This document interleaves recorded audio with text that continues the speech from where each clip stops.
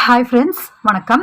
இன்றைக்கி நம்ம today Asia good day channel என்ன பார்க்க போகிறோம் அப்படின்னா, அட்வான்ஸ் ஹிந்தி டிப்ளமோ கோர்ஸினுடைய கிட் 1ல் 5th லெசன். இதான் வந்து கிட் 1ல் லாஸ்ட் லெசன். ஆல்ரெடி வந்து 4 லெசன் வரைக்கும் அப்லோட் பண்ணியாச்சு. அது போக 4th கிட்டில் ஃபஸ்ட்டு 2-3 லெசன்ஸும் அப்லோட் பண்ணியாச்சு. இப்போ இந்த கிட் 1ல் last 5th lesson லிபி Datta உச்சாரண். Libina நமக்கு தெரியும், இந்த லெசன் தான் பார்க்க போகிறோம். இப்போ இந்த லிபி அப்படின்னா என்னென்னா ஒரு ஸ்கிரிப்ட் இல்லையா.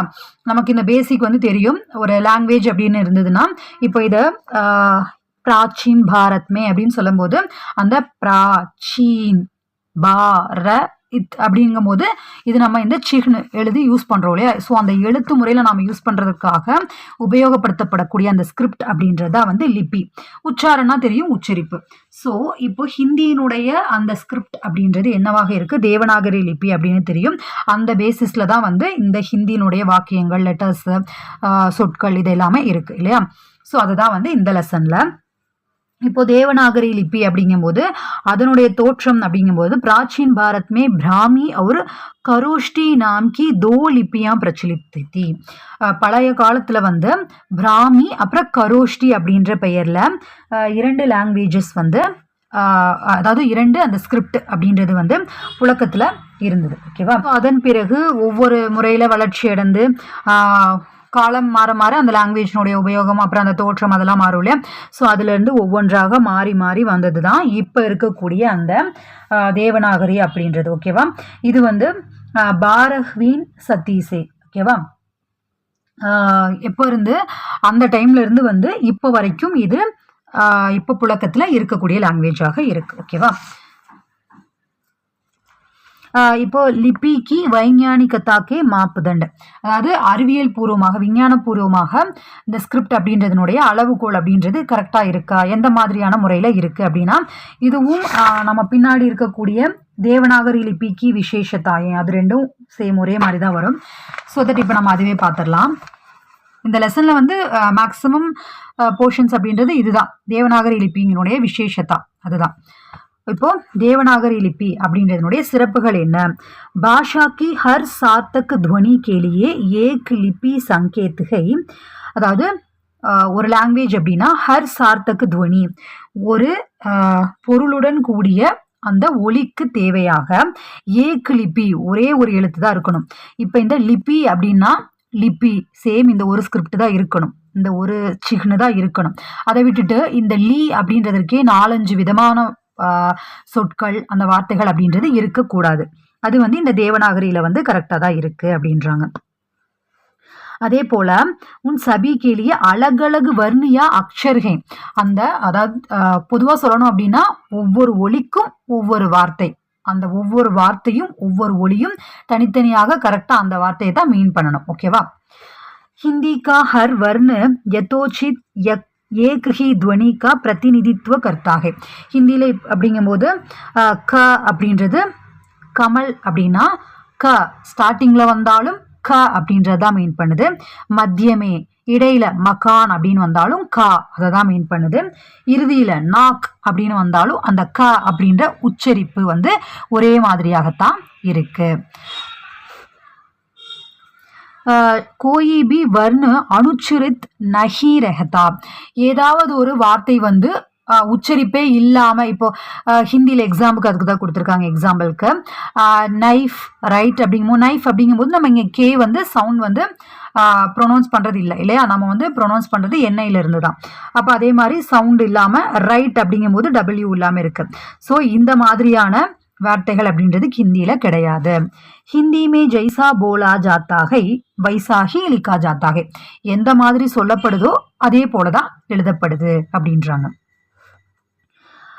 ஹிந்தி கே சபி வர்ணுமே ஆக்கார் கி திருஷ்டி சே பூர்ண பின்னத்தாகை, அதாவது அதனுடைய தோற்றத்தில் வந்து பார்க்கும்போது எல்லாமே வந்து வெவ்வேறு விதமாக மாறுபட்டு தான் இருக்கு. அடுத்து பெஹலே ஸ்வர் ஃபிர் வியஞ்சன், அதாவது அதனுடைய அந்த வகைப்பாடு அப்படிங்கும்போது குரில் நெடில் அப்படின்னு வரும் இல்லையா, ஆ இ அப்படின்னு தான் வருது இல்லையா. ஸோ அது சொல்கிறாங்க. அப்புறம் நம்ம இதெல்லாமே பேசிக்காக நம்ம ஹிந்தியில் லெட்டர்ஸ்ன்னு படிக்க ஆரம்பிச்சும் போதே இதெல்லாம் கத்திருந்திருப்போம் இல்லையா. ஸோ அப்போ இது வந்து கண்டிய, தாளவிய, மூர்தன்ய, தந்திய, ஓஷ்டிய அப்படின்னு அந்த வகைகளை குறிப்பிடுறாங்க. அப்புறம் அந்த வார்த்தை ஹர் வர்க் கா பஞ்சம் அக்ஷர் அனுநாசிக். இந்த அனுநாசிக் வார்த்தைகள் இருக்கு இல்லையா, ந ந ம அதெல்லாம் அனுநாசிக். அப்புறம் அந்த யாரா லாவா அப்படின்றது அந்தஸ்து வியஞ்சன். அப்புறம் ஹ அப்படின்ற சங்கர்ஷ் கோஸ் அதனுடைய பெயர்கள் குறிப்பிடுறாங்க. ஓகேவா, அவ்வளோதான். அதுக்கப்புறம் வந்து இந்த மாதிரி சம்யுக்த் கூட்டு சொற்களும் இருக்கிறது. க பிளஸ் ஷ, இக்கு பிளஸ் ஷ ஷ அப்படின்னு வருது இல்லையா. ஸோ அந்த மாதிரி கூட்டு சொற்களும் இருக்கின்றன அப்படின்றாங்க. இதெல்லாம் அதாவது ஹிந்தியில் இருக்கக்கூடிய அந்த வார்த்தைகள் அந்த லாங்குவேஜ் வந்து எந்த முறையில் இருக்குது அப்படின்றத சொல்லி அதனுடைய ப்ளஸ் பாயிண்ட் வந்து வைஞானிகத்தா அறிவியல் பூர்வமாக இருக்குது அப்படின்னு சொல்கிறாங்க. ஸோ இப்போது இதில் அந்த மாப்புதண்டு மிச்சம் இருக்கிறது வந்து சொல்கிறேன். நம்ம இந்த சார்த்தக் துவனி அது பார்த்துட்டோம், ஒரு ஒலிக்கு ஒரு சொல் தான் அப்படின்றதையும் பார்த்துட்டோம். இப்போ பின்னாடி பார்த்தோம் இல்லையா இந்த தேவநாகரி லிபிக்கு விசேஷத்தாயம் இல்லை. ஸோ அதுக்கப்புறம் இந்த 2-3 பாயிண்ட் மட்டும் இங்கே எக்ஸ்ட்ரா இருக்குது. என்ன அப்படின்னா இங்கிலீஷில் வந்து கேட் அப்படின்றதுக்கு நாம் உச்சாரணம் எப்படி சொல்கிறோம், ஃபஸ்ட்டு உச்சாரண் க, சி அப்படின்றது கேட் அப்படின்னு சொல்லும்போது காவாகவும், சென்ட் அப்படின்னு சொல்லும்போது சேவாகவும் இருக்கு இல்லையா.